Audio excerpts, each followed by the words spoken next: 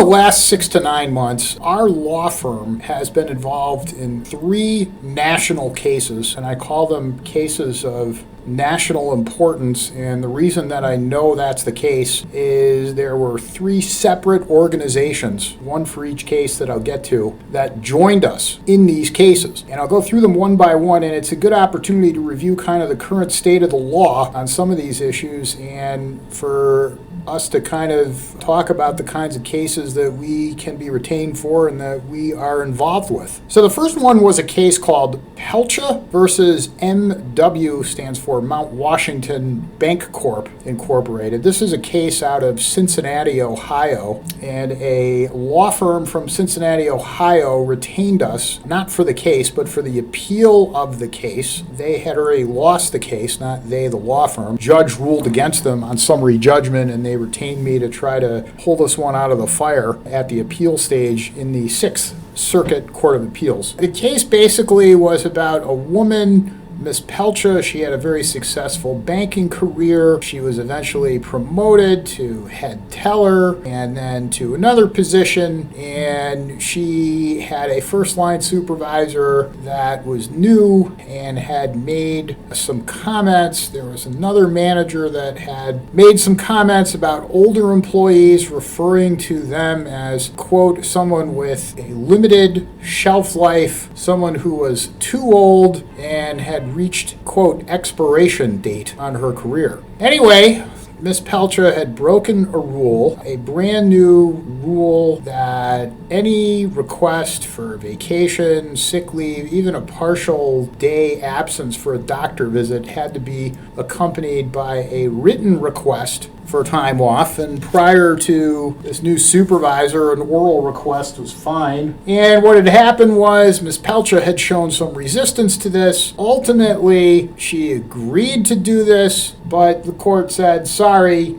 you don't really have good evidence that there was a discriminatory motive, notwithstanding that she was replaced by a much younger woman, notwithstanding all the comments, so on and so forth. So we were retained to do the appeal. The EEOC ultimately joined us on this appeal, and even though the 6th Circuit did rule against all of us, we did do some good here, because ultimately a combination of our forces got the court to issue a new opinion. And my point to the court was that, look, Miss Pelcha here ultimately agreed to do what the bank wanted her to do, and the bank knew that. So how does the bank say that she would refuse to comply with orders? And basically what the court held was that ultimately for that moment that she was insubordinate, that was enough to kind of get her fired. And unfortunately, it was a conservative judge out from Cincinnati who had ruled that way. But when you're joined with the EEOC supporting your case, there is something to it, and I'm very grateful that when we were retained, that ultimately we didn't even ask for their involvement. They do a search and they found cases, and this is the one they wanted to get involved with. So that was one case, and I thank Jeremy Horowitz, Jennifer Goldstein, and Sydney Foster of the EEOC for their help.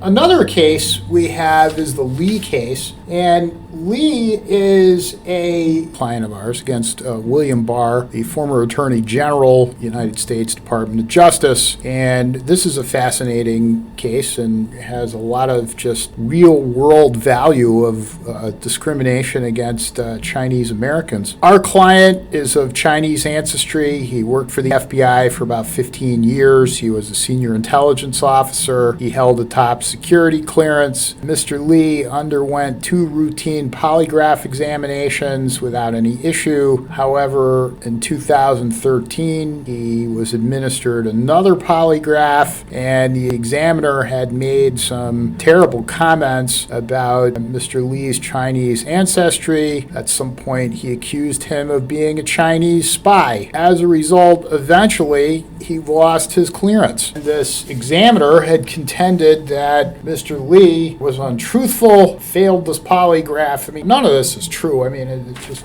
absolutely unbelievable. I kind of joke about this with people here at the law firm that I know this man is not a Chinese spy because I don't think a Chinese spy would ever retain me as their lawyer. I think they would, get some posh Park Avenue firm or something like that. But at the end of the day, this man is not a Chinese spy. This was absolutely ridiculous. Mr. Lee had made some complaints and had reported this to the media, what had happened to him. That didn't aid his cause at all, and ultimately, in spite of all the reviews that he was given, the U.S. Department of Justice still held as they did, and he had lost his clearance, and basically his career in the federal government was kind of on hold because of it. There were several really important issues with respect to his First Amendment claim, because what we had argued was that when he had gone to the media and he had exercised his First Amendment rights, he was retaliated against. And the court said, no, you cannot bring a First Amendment claim under the case of Bivens versus 6 unknown federal narcotics agents. This is the famous Bivens case, which basically provides constitutional rights in terms of suing for monetary damages to American citizens. And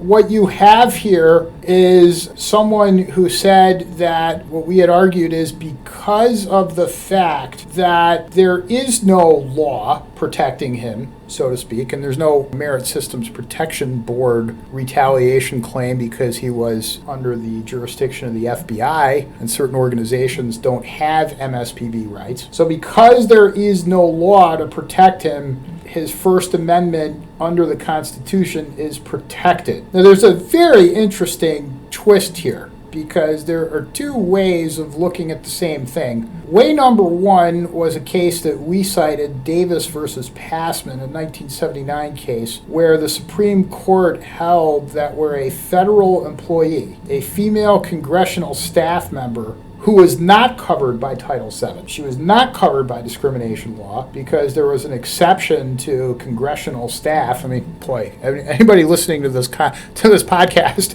yeah, unbelievable. There's an exception to, or at least there was in 1979, there was an exception to Congress being able to sexually harass its employees. Wow, I never would have believed that. Yes, but anyway, that was the case. And the Supreme Court said, even though there is no law for Title VII for congressional staffers, we're going to put a law in under the Constitution, and that Constitution is going to be under the Bill of Rights, under the Equal Protection Clause, and that you're a woman, you're being sexually harassed, you work for the Congress. Our Constitution of the United States is going to protect you no matter what Congress did to insulate themselves from this liability. We cited that case. Other way of looking at this is the government's way of looking at this case, and a opposite holding, which was that, hey, because there's no law protecting you, that it's improper for the court to go ahead and put in its own law under the First Amendment of the Constitution. And